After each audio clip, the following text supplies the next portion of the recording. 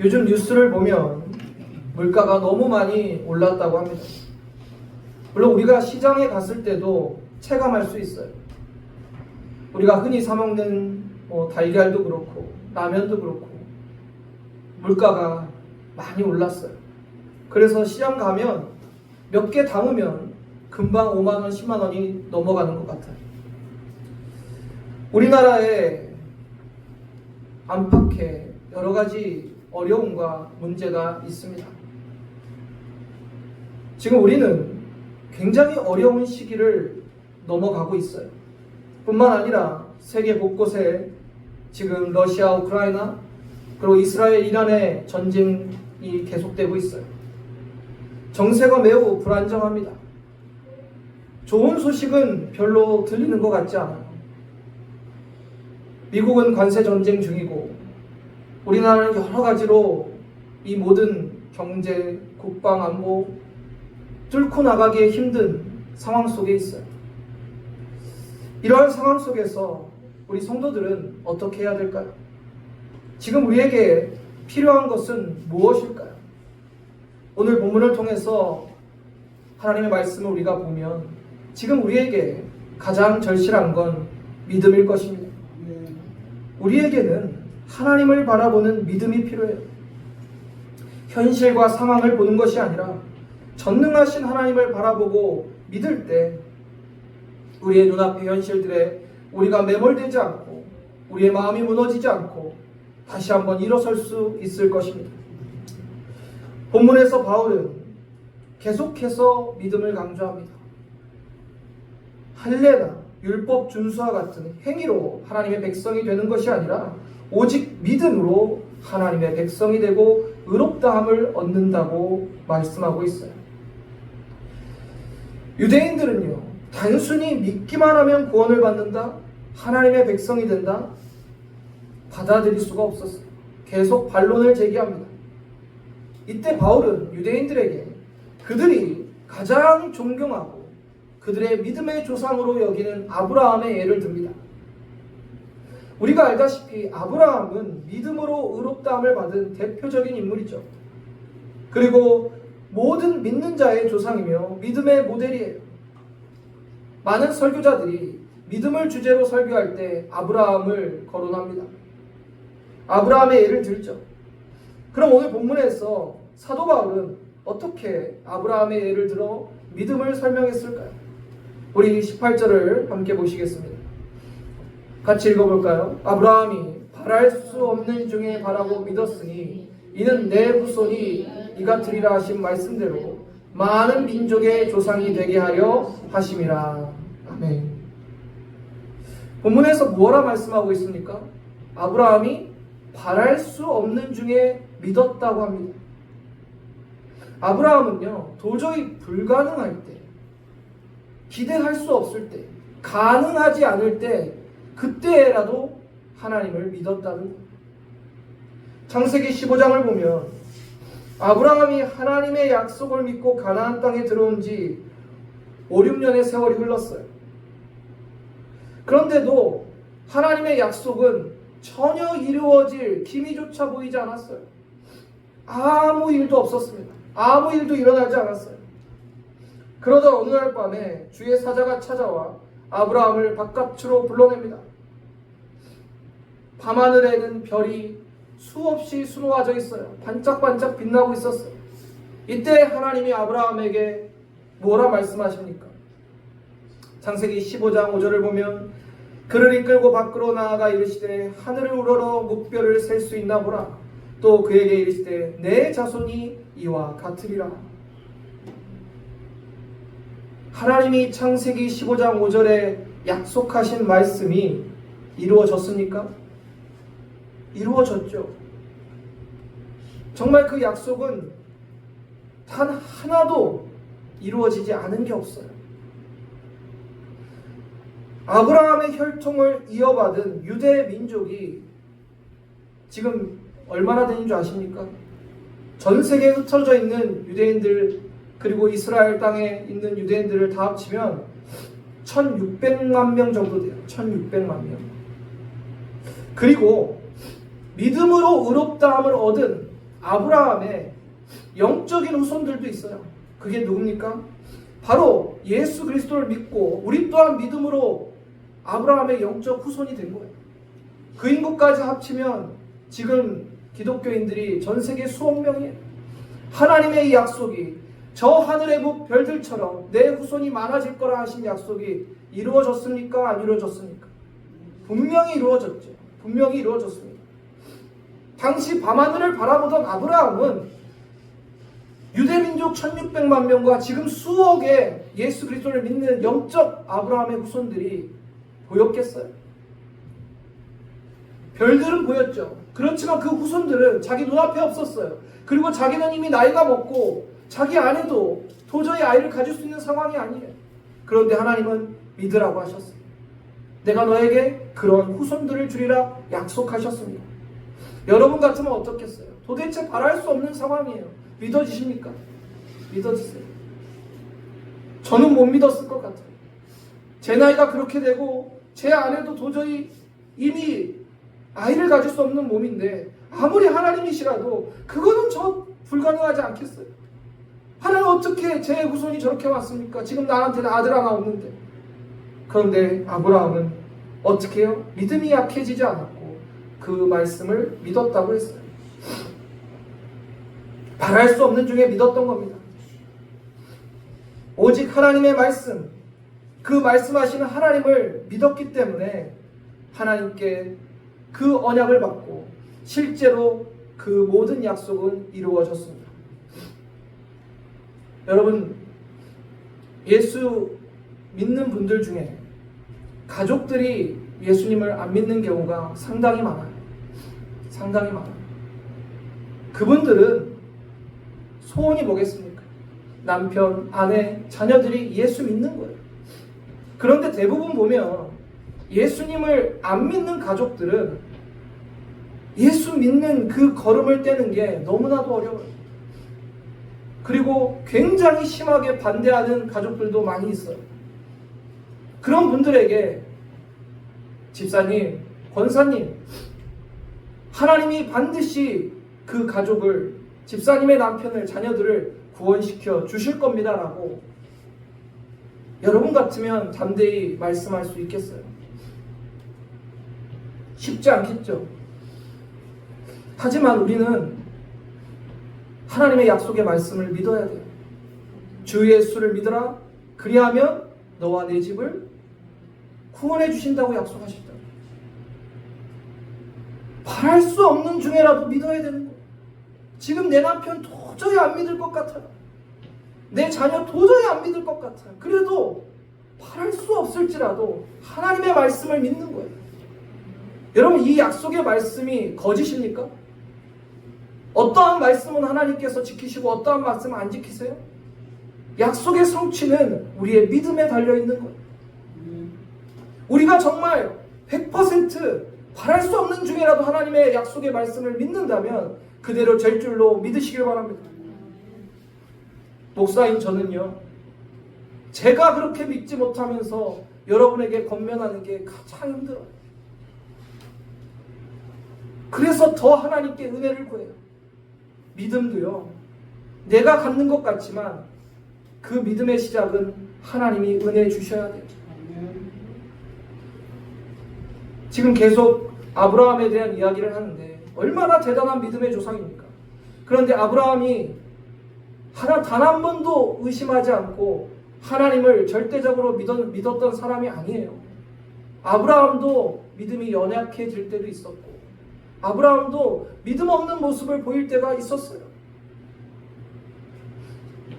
그가 하갈을 들여서 이스마엘을 낳고, 또 하나님께 자신이 나이가 들어서 안 될 것 같다는 그의 마음도 다 들켰어요.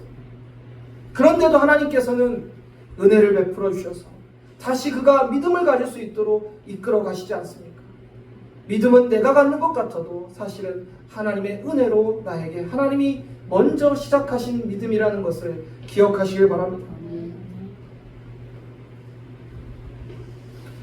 그렇게 믿음을 갖고 아브라함이 이제 하나님께 받은 약속이 이루어지는 그 모습을 오늘 본문에 기록합니다. 본문 19절, 20절 보면 그가 100세나 되어 자기 몸이 죽은 것 같고 사라의 태가 죽은 것 같음을 알고도 믿음이 약하여지지 아니하고 믿음이 없어 하나님의 약속을 의심하지 않고 믿음으로 견고해져서 하나님께 영광을 돌리며 약속하신 그것을 또한 능히 이루실 줄을 확신하였으니 그러므로 그것이 그에게 의로 여겨졌느니라.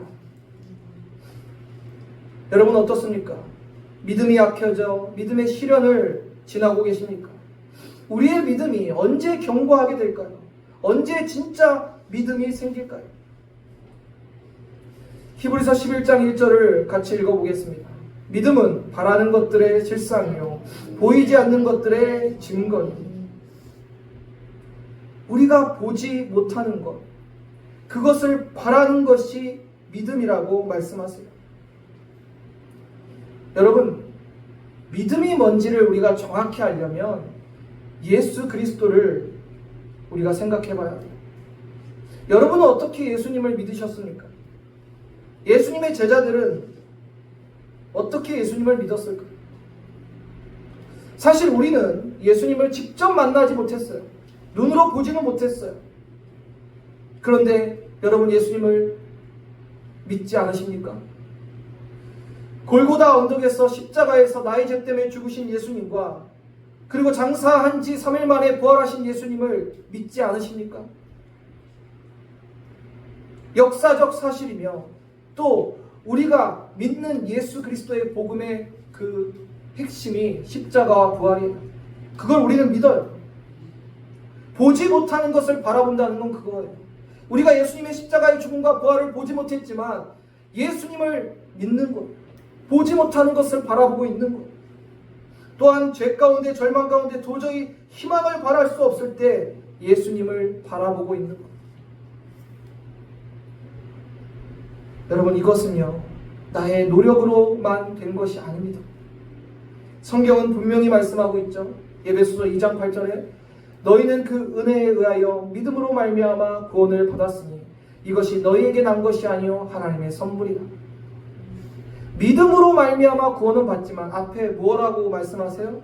은혜에 의하여라고 말씀하세요. 하나님의 은혜 없으면 믿을 수도 없는 거예요, 여러분. 그래서 내가 믿음이 연약할 때 무엇을 구해야 됩니까? 하나님께 은혜를 구하셔야 돼요. 하나님 나에게 바랄 수 없는 중에라도 아브라함같이 믿는 믿음을 허락해 주십시오. 믿음이 없다고 답답해하고 가슴 치지 마시고 좀 하나님께 은혜를 구하세요. 하나님 나 정말 믿게 해주세요. 이 믿음도 주님의 은혜가 없으면 되지 않는다는 것을 제가 깨닫습니다. 은혜에 의하여 믿음으로 말미암아 구원받았으니 내 삶의 여러 가지 문제와 내 앞에 있는 믿지 못할 만한 이 상황도 은혜로 인하여 믿게 하여 주시옵소서. 이런 기도가 저와 여러분에게 있기를 소망합니다. 또한 고린도전서 12장 3절에 또 성령으로 아니하거든 누구든지 예수를 주시라 할 수 없느니라.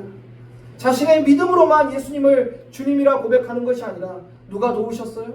성령님이 도우시는 거예요. 여러분이 믿음이 연약해질 때, 내가 믿음이 없는 것 같을 때 성령님의 도우심을 구해야 돼요. 성령님이 믿게 하셔야 믿을 수 있는 거예요. 아브라함도 우리도 하나님의 은혜와 성령의 도우심을 통해서 믿음을 갖게 되는 거예요.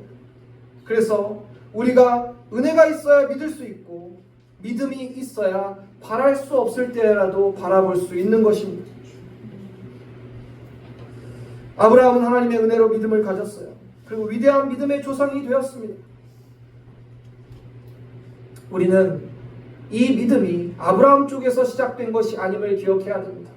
하나님 쪽에서 시작됐고 하나님의 은혜로 시작된 겁니다. 우리 또한 그렇습니다. 그 은혜가 있을 때 우리는 하나님을 믿고 나아갈 수 있는 거예요. 본문 24절 25절 함께 보시겠습니다. 의로 여기심을 받을 우리도 위함이니 곧 예수 우리 주를 죽은 자 가운데서 살리신 이를 믿는 자니라. 예수는 우리가 범죄한 것 때문에 내줌이 되고 또한 우리를 의롭다 하시기 위하여 살아나셨느니라. 아멘. 우리의 믿음의 중심은 예수 그리스도를 죽은 자 가운데 살리신 하나님을 믿는 것이며 나의 죄 때문에 십자가에서 자기 몸을 내어주시고 다시 부활하신 예수님을 믿는 것입니다. 지금 우리 시대가 믿음을 지키고 믿음을 갖기가 얼마나 어려운 시대인지 아십니까? 과거 초대교회처럼 핍박과 박해가 있었다면 오히려 더 우리가 믿음을 지켜나가려고 몸부림쳤을지 몰라요. 그런데 너무나 풍요로운 시대고 너무나 많은 것을 누리고 있는 시대이기 때문에 도대체 믿음이라는 것을 찾기가 어려워졌어요. 내가 가진 것으로, 내 힘으로, 내 능력으로 할 수 있는 것이 많다라고 여겨지는 거예요. 아브라함을 보세요. 100세의 아들을 가질 것을 의학에 의지했겠습니까? 그 당시에 뭐 어떠한 불임 클리닉이 있어요? 아무것도 의지할 게 없었어요. 그러니까 하나님만 바라보죠. 근데 지금 우리가 뭐부터 바라봐요? 현실을 바라보고 내가 이 세상 가운데 할 수 있는 방법과 기회를 찾아가요. 하나님을 먼저 바라보지 않아요. 사랑하는 성도님들, 우리는요 좀 불편해져야 될 것 같아요. 너무나 편한 시대 가운데 환경 속에서 정말 믿음을 소중히 여기고 하나님 나에게 은혜 베푸셔서 믿음 갖게 해주세요. 이러한 소리가, 기도가 잘 들리지 않는 것 같아요. 우리가 빈손일 때 더 주님을 바라보는 거예요. 여러분, 영적으로 늘 좀 심령이 가난해지시길 바랍니다. 여러분, 정말 영적으로 좀 불편하게 지내보세요. 너무 편한 시대에 진정한 믿음을 우리가 가질 수 있겠어요? 하나님 외에 의지할 것들이 너무 많은데 우리가 진짜 믿음을 가질 수 있겠어요? 매일 성경 역대상 지금 묵상하고 있는데 다윗이요, 전쟁에서 승리하고 수많은 전리품을 예루살렘으로 갖고 오죠. 그때 그 당시에 군대가 가장 강력하게 되는 요인 중에 하나가 바로 군마였어요. 군마. 수많은 말들을 전리품으로 가져옵니다. 다윗이 어떻게 했나요? 말의 힘줄을 끊어버립니다. 말의 힘줄을 끊어버립니다. 그 말이 있으면 다른 전쟁에도 능히 수월하게 이길 수 있는 자산이 될 텐데 말의 힘줄을 끊어버린다는 것은 나는 하나님을 의지하겠다는 거예요. 말을 의지하겠다는 게 아니에요. 말의 힘줄을 끊는데 말이 달릴 수 있습니까? 무용지물이죠. 다윗은 믿음으로 하나님이 이 전쟁에 승리를 주시는 분임을 확신했기 때문에 다른 것을 의지하지 않겠다는 거예요. 여러분은 여러분의 삶 가운데 무엇의 힘줄을 끊을 수 있겠습니까? 못 끊어요, 우리는. 왜요? 그거 의지하고 있거든요, 여전히. 그러나 여러분, 그것이 정말 하나님이 주시는 승리를 가져다 주지 않는다는 것을 여러분 깨달으셔야 돼요. 세상적인 승리, 세상적인 결과는 가져올 수도 있겠죠. 그렇지만 하나님의 선하신 결과와 하나님이 이루시기도 하는 그 승리를 가져다 주지는 않아요. 아브라함이 뭔가 스스로의 노력으로 아들을 가져보려 했다면 그 결과가 어떻게 됐습니까? 이스마엘이 나온 거죠. 그러나 하나님을 바라봤을 때 이삭을 얻게 됩니다. 사랑하는 성도님들, 우리가 처한 현실과 상황이 정말 믿음 지키기에 녹록한 상황이 아닙니다. 그런데 여러분의 삶이 혹시 연단 가운데, 고난 가운데, 어려움 가운데 있다면 오히려 기뻐하시길 바랍니다. 여러분이 더 믿음을 가질 수 있는 좋은 환경에 계신 거예요. 왜냐하면 인간의 끝에서 하나님의 은혜를 경험하고 하나님이 은혜가 임해야 우리에게 믿음이 시작되는 것입니다. 사랑하는 성도님들, 하나님의 은혜를 사모하시길 바랍니다. 그 은혜로 여러분이 진짜 믿음이 오늘 시작되기를 바랍니다. 바랄 수 없을 때라도 하나님을 믿는 믿음으로 나아가는 저와 여러분 되기를 주님의 이름으로 축원합니다.